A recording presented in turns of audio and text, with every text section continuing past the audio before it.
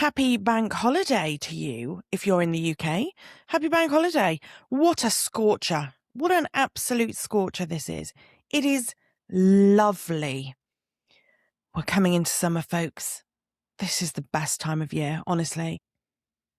So how are you? It's been a little while. How are you doing? Are you good? I've been chatting back and forth with a few of you on LinkedIn and Instagram and stuff, and the same old issues are there, aren't they? But that's why we're here. That's why we talk to each other, because women support women and we give ourselves the best spaces to be in, and we G each other up, and we take no nonsense from those men who are putting all these old rules in place, right? That's what we do as women. Well, I'd like to think that's what we do as women anyway. That's what I try to do. That's what I always try to do for women. And if all women behaved like that, wouldn't the world be a wonderful place? Be lovely, wouldn't it? Maybe women should just rule the world. That'd be nice. I watched a film, actually. Let me find it. Hang on. I'm going to pause the recording. Going to go find it. Then I'll come back. 1 minute. Okay, got it. It's called Ladies First. And it is so funny. I mean, it's just a bit of cheesy nonsense, but it's basically this real chauvinist pig of a man. And he heads up this company, or rather he's in senior management, and he is going for this role as head of the company, like ultimate head of the company. And he is so sure he's going to get it.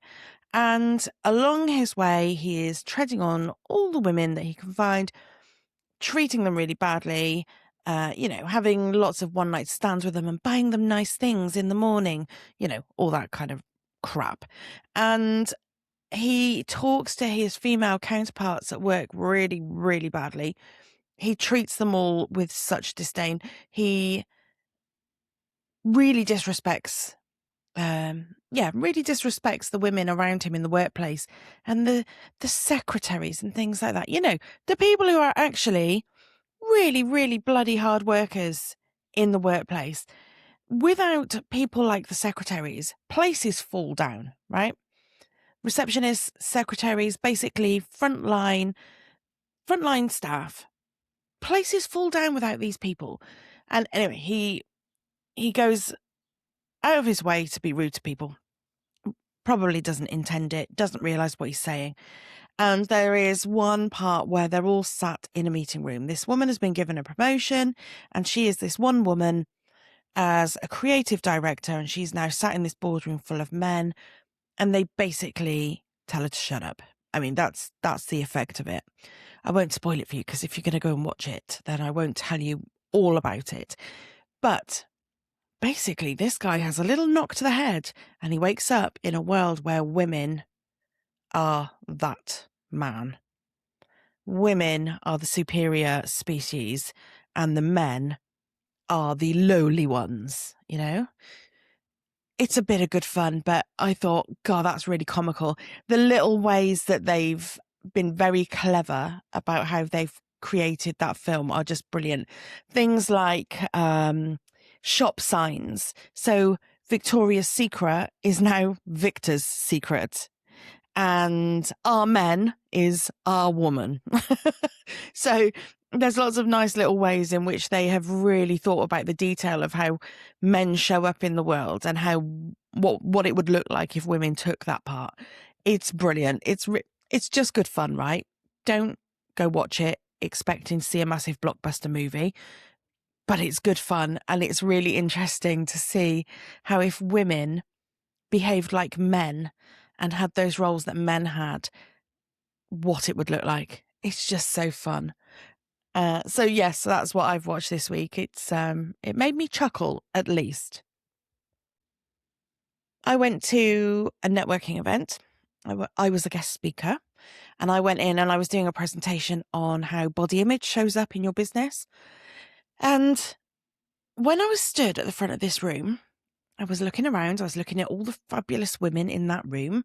I mean, you can't really not, can you, when you're stood in front of a group of people? You can't not look at them.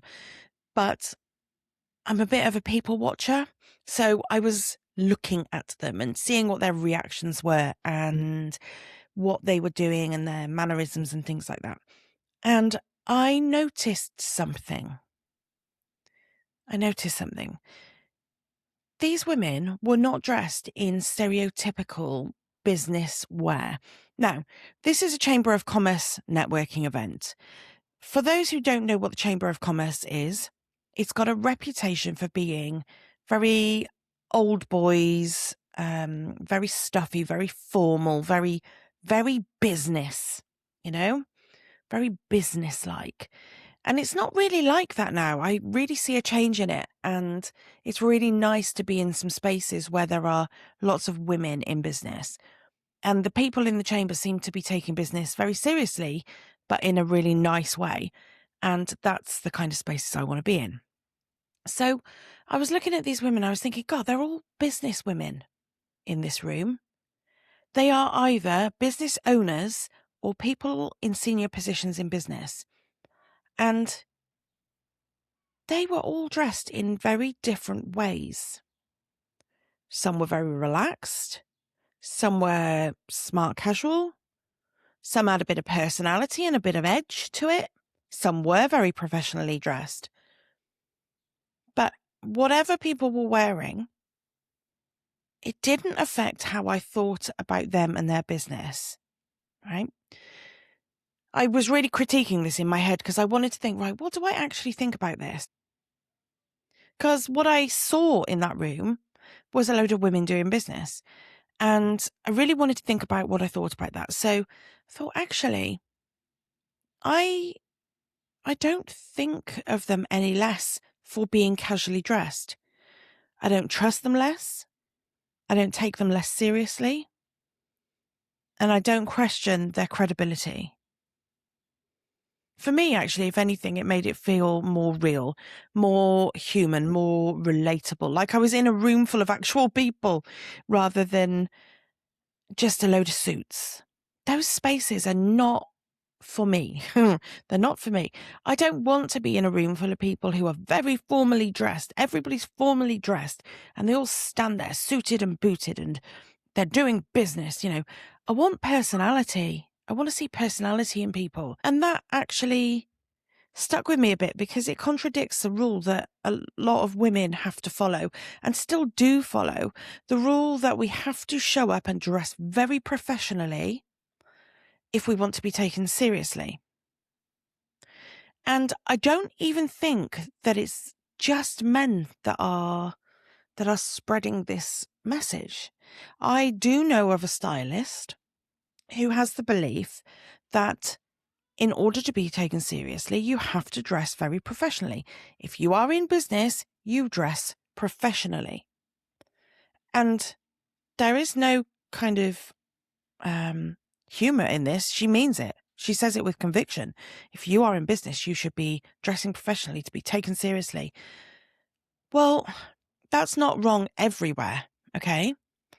That's not wrong all across the board. There are places where that matters. There are places where you have to be dressing properly and, what's the word I'm looking for? Appropriately for the situation you're in. But I think that's the same whatever you do, wherever you go, whatever event you go to, right? Men are the people that created this rule. Okay, that's where it came from. Men were the business people. Women started getting positions in male spaces in these businesses, and therefore they had to dress the part to be accepted and to be given the role and to fit in. Okay, there were expectations placed on these women by these men.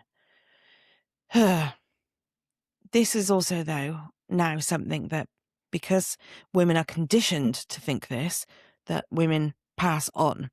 But it's also something that makes women feel quite uncomfortable. And quite honestly, it's something that stops women doing an awful lot of things. It will stop them standing and talking comfortably in a room. It'll stop them having any kind of personality because they just stood there formal, thinking about how uncomfortable they feel in these clothes. It'll even stop some women walking into a room in the first place.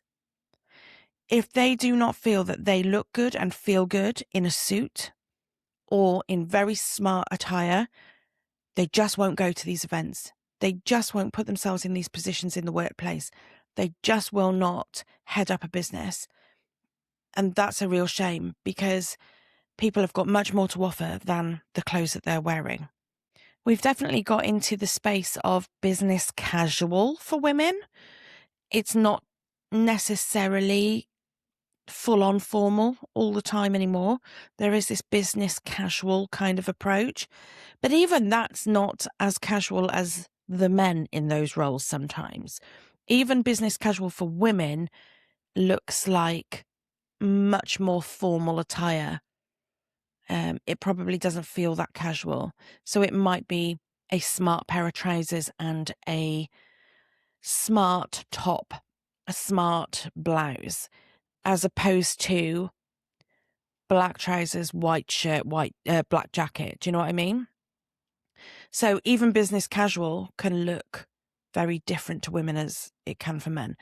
And it's a real shame that women get so hung up on their clothes and what they're going to wear to work. You know, there are many ways that we can be dressing for confidence at work. We can be dressing in a way where we feel comfortable and we feel like ourselves. So it's a real shame that people still hold this view. It's a real shame that people are still expecting women to go into these networking spaces, for example, and be formally dressed, professionally dressed, you know, that sort of thing. It's not everywhere. It isn't. But it is still quite prevalent. And the fact that I stood there at the front of this room and was looking around thinking, oh, look, so many people not in formal business dress now, that's quite telling, I think. I wonder how many of you listening are doing this without question. How many of you go to work dressed as you're expected to dress and not as you want to dress? And how many of you don't question it? And how many of you have done that for years and years? And if you could, you would throw out your dress code and you would wear something completely different to work. But you don't, because you don't want to stand out and you do not want to be questioned about it or judged for it. Wearing a bright pink pair of trousers or a bright pink skirt might scare the crap out of you. I mean, it's not my thing. I don't think, wear bright pink trousers, but I do have some coloured trousers and I do have some patterned trousers. Would I wear those to a formal office? I'd like to think I would now because of what I do. But when I was in corporate, would I have done that? No. Because I know that that would make me stand out and people would question what I was wearing. And the same with tops, really. You know, do you wear very muted tones head to toe? Or are you going in wearing bright orange, bright yellow, bright blue, bright pink? You know, what kind of tops are you wearing? Is that a choice? Or is it because you're doing what's expected to be done? Women's business attire is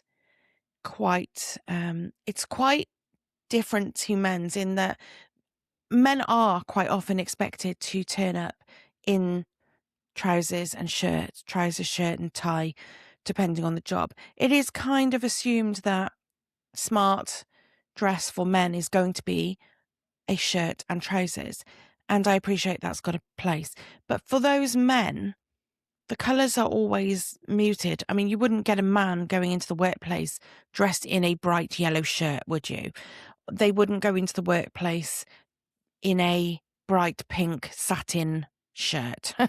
And that makes me chuckle just thinking about it. But they're not going to, are they? Because that's not what's the norm for men. That's not what men do. Women have got such a wider range of options when it comes to business attire. Whether they choose to go and wear it, though, is a different matter. There are lots of very nice, coloured, patterned clothes out there that are perfectly suitable for the workplace. But we choose not to wear them because of what people might say or think of us. Now, of course, context is everything, okay? This isn't a free-for-all for all people. I understand that. Context really does matter. Some industries have got standards that exist for real, legitimate reasons. So, for example, a solicitor going into court, you really do want your solicitor dressing pretty smartly, don't you? If you are in court for something and your solicitor rocks up in a tracksuit, a tracksuit, where did that come from? You're going to be questioning it. I mean, if they just rock up in leggings and a t-shirt, their trainers, they've just kind of swung by after the gym, you're not going to have a whole load of faith in them. If you met with your surgeon before an operation, if you met with why am I always going legal in my head? What else? Bank professionals, for example. Bank professionals. If you are going in to talk to your bank manager about a vast amount of money, you do not want him sat there in a shell suit. Who remembers the shell suits? I had a very bright yellow one. I'm glad there aren't any photos of that. But, if I walked into the bank to talk to my bank manager about a large sum of money, I do not want him to be sat there in a bright yellow shell suit. I don't even want him sat there in jeans and a jumper. I want to know that that man is going to work, dressing and feeling like a professional every day. Why did I say man? Why did I say man there? Look how ingrained it is. I want him to. Wow. My bank manager could quite easily be a woman, by the way, just saying. Wow, that's mad, isn't it? It's just so ingrained. Anyway, the point still stands. If I'm going into these places to talk to very professional people, I do want them to be dressed appropriately. Nobody's asking people to dress out of context. However, when you are running a business, when you are going to networking spaces, when you are approaching potential clients even, there is no need most of the time to be totally suited and booted. The mistake that we make is taking rules from the really professional environments and applying them everywhere. Coaches, consultants, creatives, entrepreneurs, the rules are really different for them. I had this conversation with a friend of mine who's in business. She's a web designer. And we had the conversation around dress code and what we wear to these spaces and what we wear to work. Now, she's a creative. She is a web designer. I do not expect to go and have a meeting with her. She did create my new website, by the way. Go and have a look, terrypugh.com. But that's by the by. I don't expect to go and have a meeting with her about my new website and find her sat there in a 3-piece suit and, highly polished heels and tights and dressed pristinely. I'm quite happy to rock up and she's there in jeans and a jumper, jeans and a casual top, whatever she wants to wear. I couldn't care less. She is there to do a job. She is there to create my website.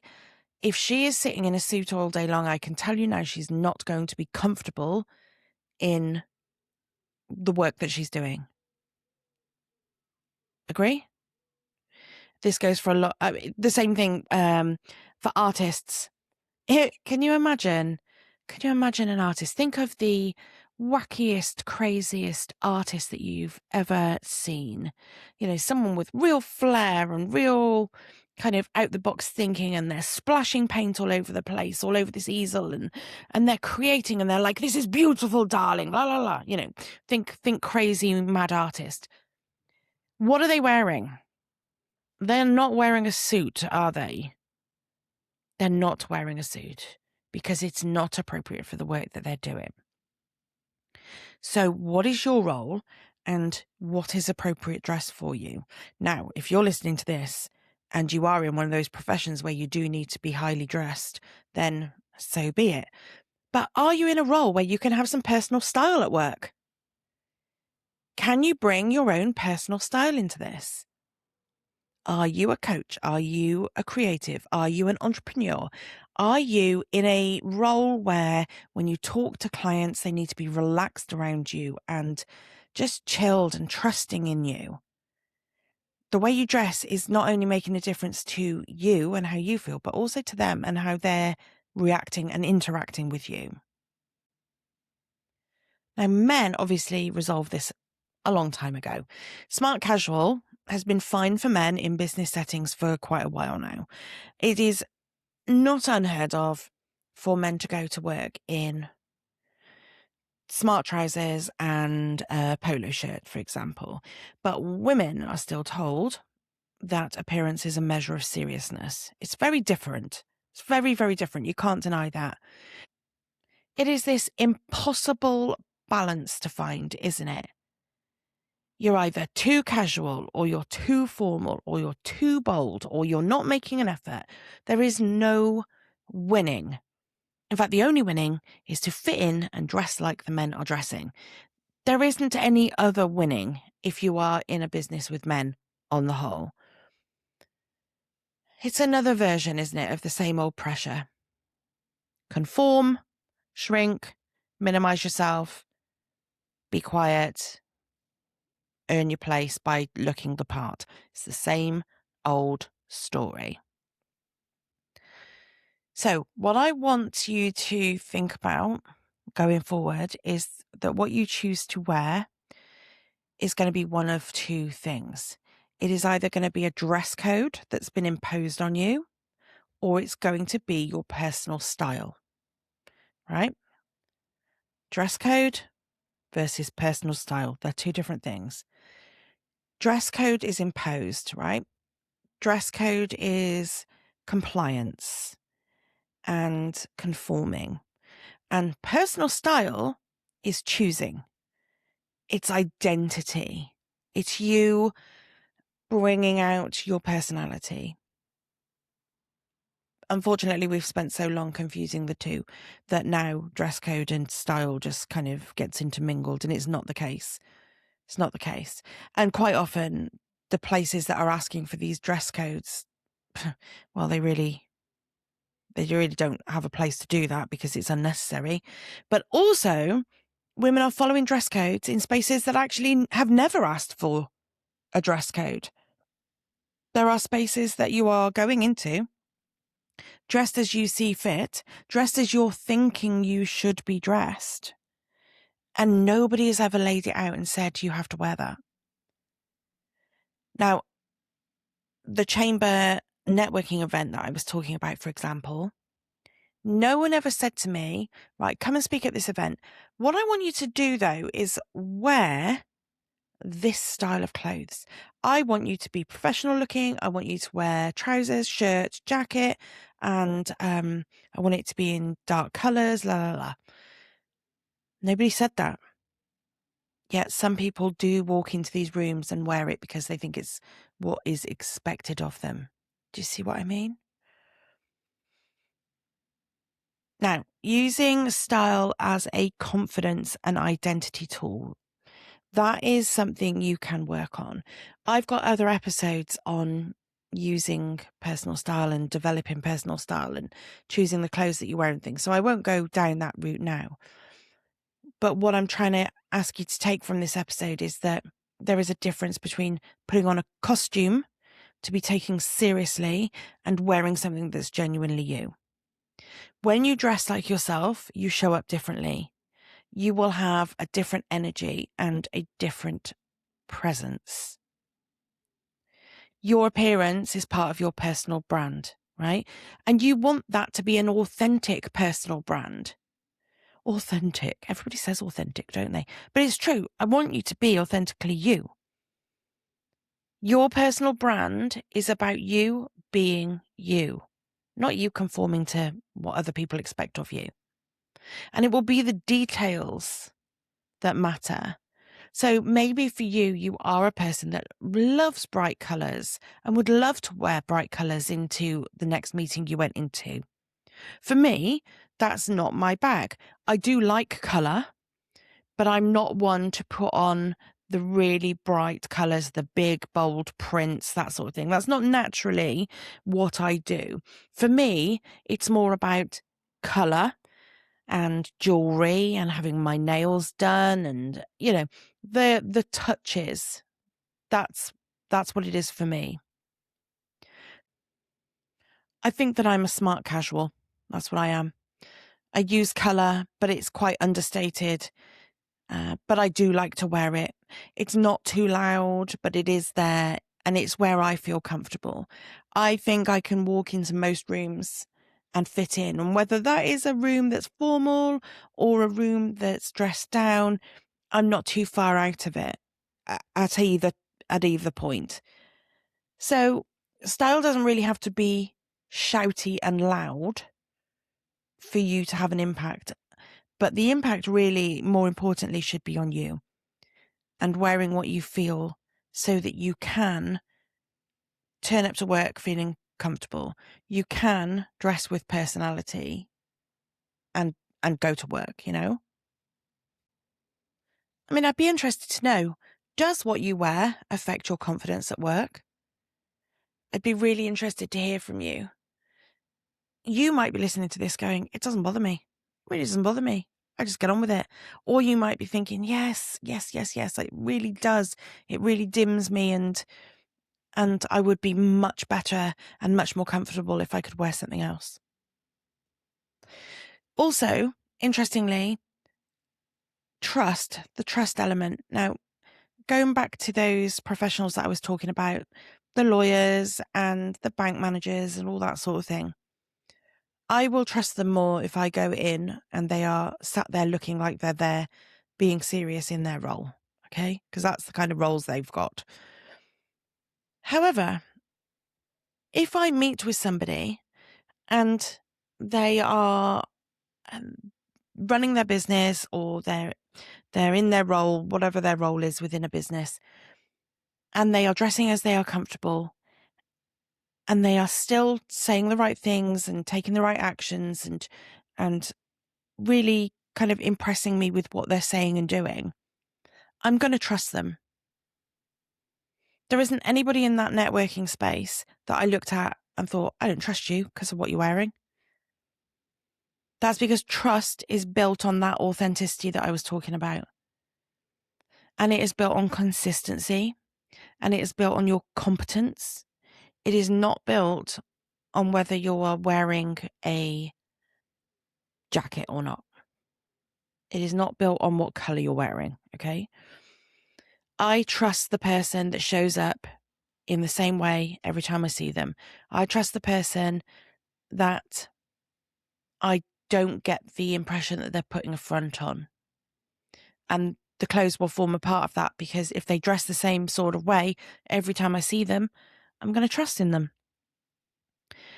The irony is that most distinctive women, the women who dress as they want to, the women who have got their own personal style, the women who look like they love wearing what they're wearing, they are often the most memorable and the most trusted for me.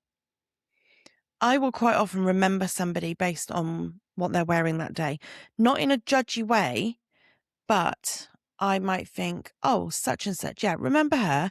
She came to this event. She was wearing, the leopard print top. It's part of how I recognize people.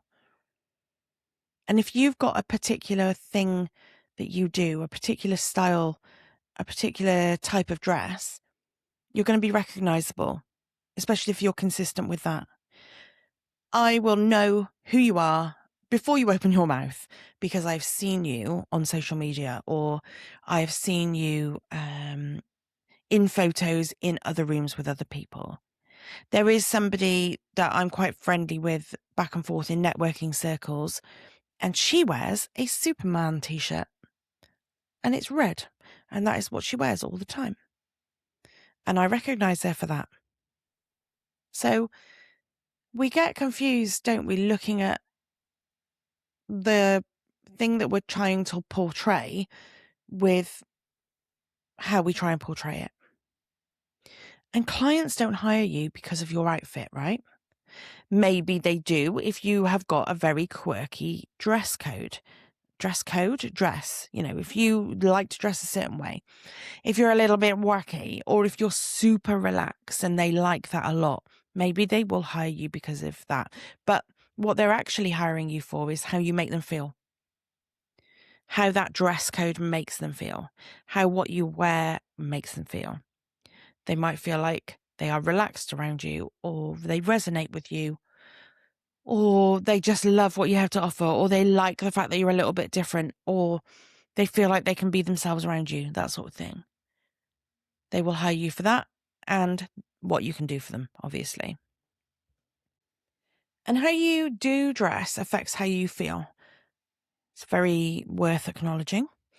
I'm sure I don't have to tell you that anyway. You'll know that if you put the wrong clothes on, you feel terrible. But dressing for yourself and dressing for external approval are completely different things. One will fill you up, one will drain you. One will make you feel good about yourself, and one will have the opposite effect. So when women start dressing for themselves, even just by making small changes, it creates this shift in how they present themselves into the world. So this small act, this very small act in the morning when you're getting ready for your day, can have this massive ripple effect on the day. If you get up and you put on clothes that make you feel a bit drab and a bit frumpy and a bit just meh, that's how your day pans out. If you dress confidently in clothes that you really like, then you are going to have a day that reflects that. You're going to be happier. You're going to put this different energy into your work, and then that ripples out onto the other things as well. You cannot show up fully and lead with presence if you are trying to fit somebody else's idea of what is credible or professional. So the bottom line is, you do not have to dress the part. You do not have to dress like a professional in the old traditional sense of the word. You just have to dress like you. Know your context, know where you fit in, know what your level of professionalism is expected to be. Because if you are a lawyer, please don't all of a sudden start rocking up with your trainers and tracksuit on. But you know what I mean. Know your context. Respect the room where it matters. So if you are going into a place where you are expected to wear formal attire, please do respect that still. But find your own way to do that. And personality isn't unprofessional. It doesn't have to be unprofessional. Style is not frivolous. Formal is not necessarily credible or, I was going to say incredible. That's not the opposite of credible, is it? Is it? Incredible is incredible. You know what I mean. Formal does not equal credible or not credible. It's time to stop talking, isn't it? So, dress code is something that's imposed on you. Style is something you choose. Start choosing. Choose which one you want. Choose which one you can adapt. Choose the one that makes you feel good about your day and go with it. And if you would like to put yourself in a space where women are free to be themselves and other women big them up and make them feel great about themselves, I am launching a brand new membership. So it's a membership for women in business, and it's called the Rise Community. It's very exciting.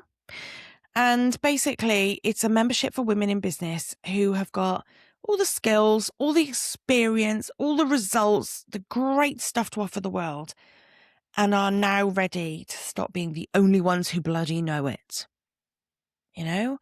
Sometimes we do not put ourselves out into the world the way we should. We don't sing our We don't sing and shout about what we have to offer. We just kind of be a bit quiet about it, and we don't really celebrate it. And then we talk about ourselves, in a minimal fashion, and, oh, no, oh, no, it's just a little business, it's just a little thing. No, it's not.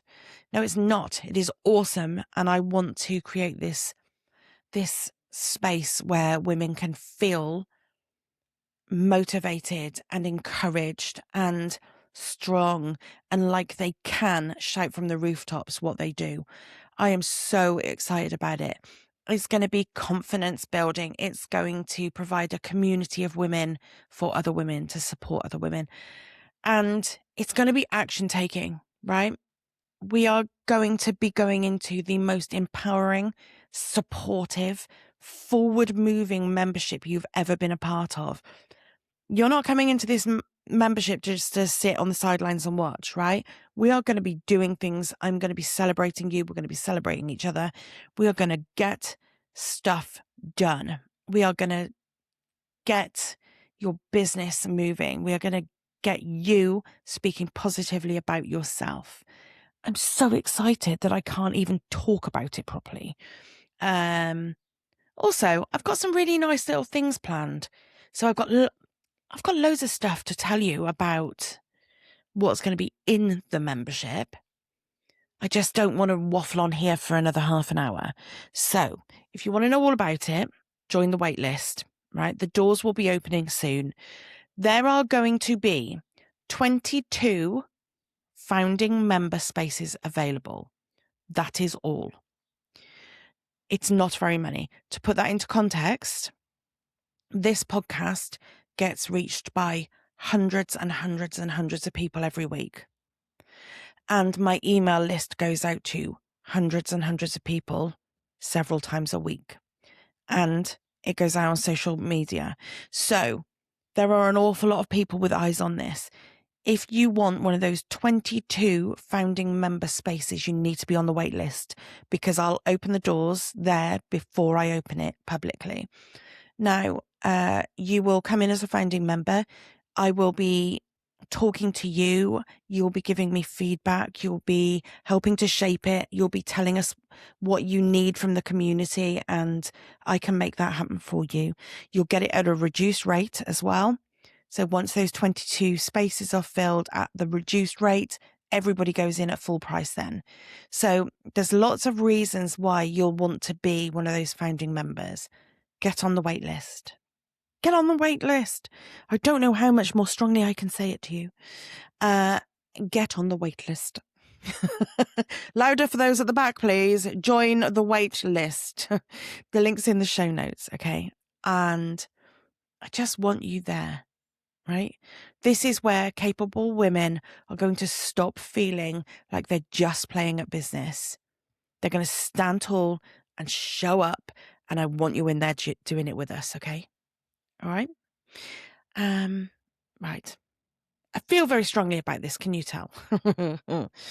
Okay, I'm going to go and get a drink because it's blimmin' boiling in this office. Have a lovely, lovely rest of your bank holiday, and I will speak to you really, really soon. Bye-bye.